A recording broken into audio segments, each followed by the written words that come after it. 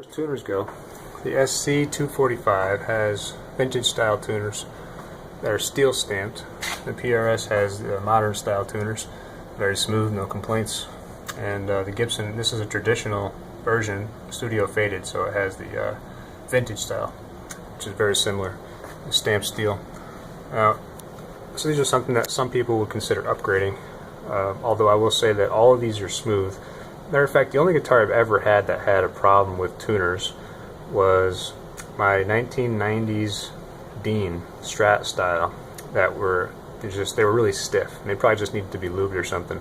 But you would try to tune it and it would jump ahead, and it was really hard. It wasn't smooth, so you really had a hard time getting that fine adjustment.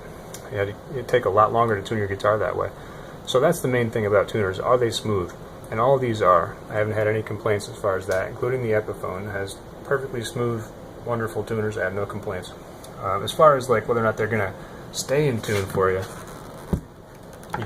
that's locking tuners are supposed to be able to help you stay in tune. But I will say that probably the number one most important thing to keeping your guitar to stay in tune is to stretch out your strings before you play. Before you tune them, when you first put new strings on, go all the way through and yank on that string, stretch it out so it'll stabilize, and eventually you'll find that it stops changing pitch, and once that happens, you're good to go. I saw that on the Martin YouTube video. I believe it was Martin, when they were putting together a guitar, making it stage ready, and stretching the strings was a critical part, because if you have your strings and you tune them up and you didn't stretch them, the minute you bend a note, it's going to come right out of tune. It's going to get flat.